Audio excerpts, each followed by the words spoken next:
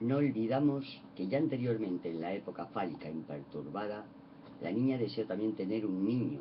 Tal era el sentido de sus juegos con las muñecas. Pero este juego no era en realidad la manifestación de su feminidad. Favorecía la identificación con la madre, con la intención de sustituir la pasividad por actividad. La niña jugaba a ser la madre y la muñeca era ella misma. De este modo podía hacer con la muñeca lo que la madre solía hacer con ella. Solo al despertar el deseo de tener un pene es cuando la muñeca se convierte en un hijo, habido del padre, y pasa a ser en adelante el fin optativo femenino más intenso. La felicidad es grande cuando el deseo infantil de tener un hijo encuentra más tarde su satisfacción real, sobre todo cuando el hijo es un niño que trae consigo el anhelado pene. En el deseo de tener un hijo del padre, el acento recae con frecuencia totalmente sobre el primero de sus elementos, quedando sin relieve alguno el segundo. El viejo deseo masculino de la posesión de un pene se transparenta así todavía a través de la más acabada feminidad. Pero quizá deberíamos reconocer tal deseo del pene como par excellence femenino. Con la transferencia del deseo niño-pene al padre, entra la niña en la situación del complejo de Edipo. La hostilidad contra la madre preexistente ya se intensifica ahora, pues la madre pasa a ser la rival que recibe del padre todo lo que la niña anhela de él. El complejo de Edipo de la niña nos ha ocultado mucho tiempo su vinculación anterior a la madre, tan importante sin embargo y que tan perdurables fijaciones deja tras de sí. Para la niña la situación de Edipo es el desenlace de una larga y difícil evolución, una especie de solución preliminar, una postura de descanso que la sujeto tarda en abandonar, tanto más cuanto que el comienzo del periodo de latencia no está ya lejos. Y ahora advertimos en cuanto a la relación del complejo de Edipo con el complejo de castración una diferencia importantísima entre ambos sexos. El complejo de Edipo del niño, en el cual desea a su madre y quisiera apartar al padre viendo en él un rival, se desarrolla naturalmente a partir de la fase de su sexualidad fálica. Pero la amenaza de castración le fuerza a abandonar tal actitud. Bajo la impresión del peligro de perder el pene, el complejo de Edipo es abandonado, reprimido y, en el caso más normal, fundamentalmente destruido, siendo instaurado como heredero del mismo un riguroso superyo. En la niña sucede casi lo contrario. El complejo de castración prepara el complejo de Edipo en lugar de destruirlo. La influencia de la envidia del pene aparta a la niña de la vinculación a la madre y la hace entrar en la situación del complejo de Edipo como en un puerto de salvación. Con la desaparición del miedo a la castración se desvanece el motivo principal que había impulsado al niño a superar el complejo de Edipo. La niña permanece en él indefinidamente y solo más tarde e incompletamente lo supera. En estas circunstancias, la formación del superyo tiene forzosamente que padecer. No puede alcanzar la robustez y la independencia que le confiere su valor cultural. Los feministas nos oyen con disgusto cuando les señalamos los resultados de este factor para el carácter femenino medio. Volviendo un poco atrás, indicamos antes como otra de las reacciones posibles al descubrimiento de la castración femenina el desarrollo de un fuerte complejo de masculinidad. Queremos decir con ello que la niña se niega a admitir la ingrata realidad, exagera con obstinada rebeldía su masculinidad de hasta entonces, mantiene su actividad clitoridiana y busca un refugio en una identificación con la madre fálica o con el padre. ¿Qué es lo que decide este desenlace? No puede ser sino un factor constitucional, una mayor magnitud de actividad, característica del macho. Lo principal del proceso es que en este lugar del proceso es evitado el incremento de pasividad que inicia el viraje hacia la feminidad. El rendimiento máximo de este complejo de masculinidad nos parece ser un influjo en la elección de objeto en el sentido de una homosexualidad manifiesta. La experiencia analítica nos enseña que la homosexualidad femenina no continúa nunca o solo raras veces en línea directa la la masculinidad infantil. Así parece confirmarlo el hecho de que también tales niñas toman por algún tiempo al padre como objeto y entran en la situación de Edipo, pero luego las decepciones inevitables que el padre les inflige las impulsan a una regresión a su anterior complejo de masculinidad.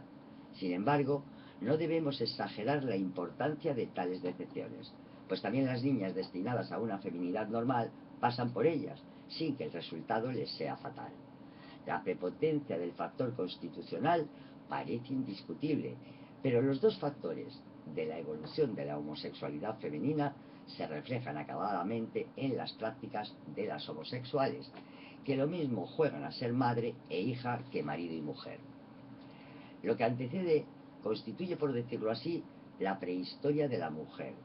Es el resultado de nuestras investigaciones más recientes y puede haberos interesado como una muestra de la labor analítica de detalle. Como el tema de tal labor es exclusivamente la mujer, me permitiré citar nominalmente a aquellas de nuestras colegas a las que esta investigación debe aportaciones de importancia. La doctora Ruth McBunzig ha sido la primera en describir un caso de neurosis imputable a una fijación en el estado anterior al complejo de Edipo, y en el que el sujeto no llegó siquiera a la situación de tal complejo. El caso tomó la forma de una paranoia de celos y se demostró asequible a la terapia. La doctora James Laplace de Groot ha comprobado con seguras observaciones la actividad fálica de la niña con respecto a la madre, tan increíble a primera vista. Por último, la doctora Ellen Deutsch ha mostrado que los actos eróticos de las mujeres homosexuales reproducen las relaciones entre la madre y la niña. No entra en mis propósitos perseguir la conducta posterior de la feminidad, a través de la pubertad hasta la madurez. Nuestros conocimientos son aún insuficientes para ello. Me limitaré pues a daros algunas indicaciones. Tomando como punto de partida la prehistoria, señalaremos que el desarrollo de la feminidad queda expuesto a perturbaciones por parte de los fenómenos residuales del periodo prehistórico de masculinidad. Las regresiones a las fijaciones de aquellas fases anteriores al complejo de Edipo son cosa frecuente. En algunos historiales hallamos una repetición alternante de periodos en los que predominan la masculinidad o la feminidad. Parte de aquello que los hombres llamamos el enigma de la mujer se deriva quizá de esa manifestación de la bisexualidad en la vida femenina. Pero en el curso de estas investigaciones se nos ha hecho más transparente otro problema. Hemos dado el nombre de libido a la fuerza motriz de la vida sexual. Esta vida sexual es regida por la polarización de lo masculino y lo femenino. Habremos pues de examinar la relación de la libido con tal antítesis. No nos sorprenderá hallar que a cada sexualidad correspondía su libido particular, de manera que una clase de libido perseguiría los fines de la sexualidad masculina y otros los de la femenina. Pero nada de esto sucede. No hay más que una libido que es puesta al servicio tanto de la función masculina como de la femenina. Y no podemos atribuirle un sexo si, abandonándonos a la equiparación convencional de actividad y masculinidad, la queremos llamar masculina. No deberemos olvidar que representa también tendencias de fines pasivos, y lo que nunca estará justificado será hablar de una libido femenina. Experimentamos la impresión de que la libido ha sido objeto de una mayor coerción cuando aparece puesta al servicio de la función femenina, y también la de que en este caso, teleológicamente hablando, la naturaleza tiene menos cuidadosamente en cuenta sus exigencias que en el caso de la masculinidad. Y esto, teleológicamente pensando, puede tener su razón en que la consecución del fin biológico ha sido confiada a la agresión del hombre y hecha independiente, en cierto modo, del consentimiento de la mujer. La frigidez sexual de la mujer, cuya frecuencia parece confirmar la anterior hipótesis, es un fenómeno insuficientemente comprendido aún, psicógeno, a veces y accesible entonces a la influencia analítica. Impone en otros casos la hipótesis de una condicionalidad constitucional e incluso la de intervención de un factor anatómico. He prometido indicaros aún algunas peculiaridades psíquicas de la feminidad madura, tal y como se nos muestran en la observación analítica. Nos adscribimos a estas afirmaciones una validez absoluta, y tampoco es siempre fácil distinguir lo que corresponde a la influencia de la función sexual y lo que ha de atribuirse al proceso educativo social.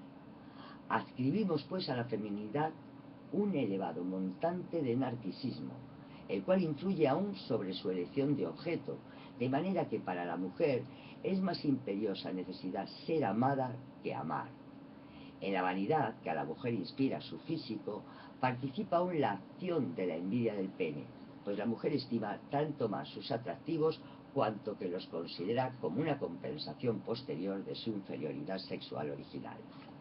Al pudor, en el que se ve una cualidad por excelencia femenina, pero que es algo mucho más convencional de lo que se cree, le adscribimos la intención primaria de encubrir la defectuosidad de los genitales. Aunque nos olvidamos que después el pudor ha tomado a su cargo otras funciones. Se cree que las mujeres no han contribuido sino muy poco a los descubrimientos e inventos de la historia de la civilización, pero quizá sí han descubierto por lo menos una técnica, la de tejer e hilar. Si así ha sido, en efecto podríamos indicar el motivo inconsciente de tal rendimiento. La naturaleza misma habría suministrado a la mujer el modelo para tal imitación, haciendo que al alcanzar la sujeto la madurez sexual, crezca la vegetación pilosa que oculta sus genitales. El paso inmediato habría consistido en adherir unas a otras aquellas hebras que salían aisladas de la piel. Claro está, que si juzgáis fantástica esta idea y suponéis una idea fija mía, la influencia de la falta de pene en la conformación de la feminidad, nada podré aducir en mi defensa. Las condiciones de la elección de objeto de la mujer quedan frecuentemente encubiertas por las circunstancias sociales. Cuando tal elección puede ser libre, se desarrolla muchas veces conforme al ideal narcisista del hombre que la niña ha permanecido en la vinculación al padre, o sea, en el complejo de Edipo, elegirá conforme al tipo del padre. Dado que en el viraje desde la madre al padre la hostilidad de la relación ambivalente queda enlazada a la madre, tal elección debería garantizar un matrimonio feliz. Pero muy frecuentemente se presenta un desenlace que pone en peligro tan favorable solución del conflicto de la ambivalencia. La hostilidad que ha quedado rezagada persigue a la vinculación positiva y ataca al nuevo objeto. El marido, que había heredado primero al padre, hereda ahora a la madre. De este modo, sucede fácilmente que la segunda mitad de la vida de una mujer aparezca consagrada a la lucha contra su marido, como la primera, más breve, a la rebelión contra su madre. Una vez exhaustivamente vivida esta relación, un segundo matrimonio puede resultar mucho más satisfactorio.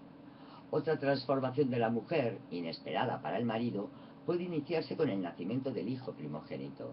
Bajo la impresión de la propia maternidad, puede quedar reanimada una identificación con la madre, contra la cual se había defendido la mujer hasta su matrimonio, y atraer así toda la libido disponible, de manera que la obsesión de repetición reproduzca un matrimonio infeliz de los padres. La distinta reacción de la madre ante el nacimiento de un hijo o una hija muestra que el antiguo factor de la falta de pene no ha perdido aún su fuerza. Solo la relación con el hijo procura a la madre satisfacción ilimitada. Es en general la más acabada y libre de ambivalencia de todas las relaciones humanas. La madre puede transferir sobre el hijo la ambición que ella tuvo que reprimir y esperar de él la satisfacción de todo aquello que de su complejo de masculinidad queda aún en ella. El matrimonio mismo no queda garantizado hasta que la mujer ha conseguido hacer de su marido su hijo y actuar con él como madre. La identificación de la mujer con su madre muestra dos estratos. Uno, anterior al complejo de Edipo, que reposa sobre la vinculación amorosa a la madre y la toma por modelo. Y otro, posterior, basado en el complejo de Edipo, que quiere apartar a la madre y sustituirla al lado del padre. De ambos queda mucho para el futuro, pudiéndose decir que ninguno queda suficientemente superado en el curso del proceso de sexuación. Pero la fase de la vinculación amorosa anterior al complejo de Edipo es la decisiva para el futuro de la mujer. En ella se prepara la adquisición de aquellas cualidades con las que luego atenderá a su papel en la función sexual y cumplirá sus inestimables funciones sociales. En esta identificación adquirirá también el atractivo para el hombre que convierte la vinculación edípica del mismo a su madre en pasión. Solo que muchas veces es el hijo el que recibe aquello a que el enamorado aspiraba. Experimentamos la impresión de que el amor del hombre y el de la mujer se separan en una diferencia de fases psicológicas. El hecho de que hayamos de atribuir a la mujer un escaso sentido de la justicia depende quizá del predominio de la envidia en su vida anímica, pues la exigencia de justicia es una elaboración de la envidia y procura la condición bajo la cual es posible darle libre campo. Decimos también de las mujeres que sus intereses sociales son más débiles y su capacidad de sublimación de las pulsiones menor que los de los hombres. Lo primero se deriva quizá del carácter disocial propio, indudablemente, de todas las relaciones sexuales.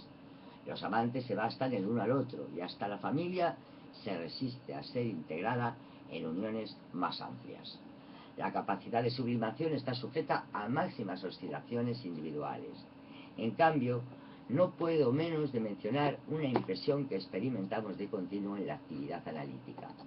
Un hombre alrededor de los 30 años nos parece un individuo joven, inacabado aún, del que esperamos aprovechará enérgicamente las posibilidades de desarrollo que el análisis le ofrezca.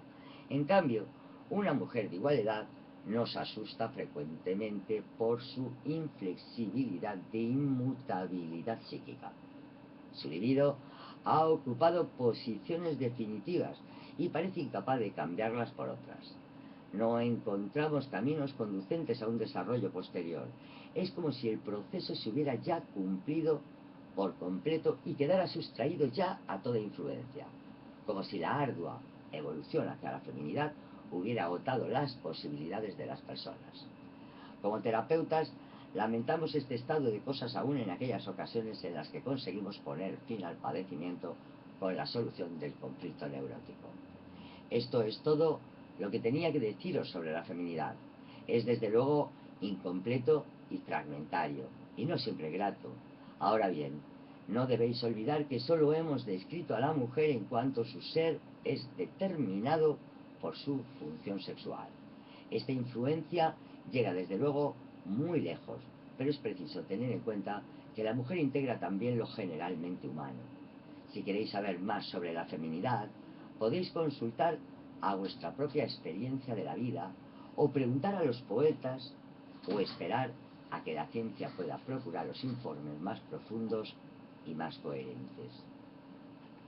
Buah, se ha roto. Se ha roto.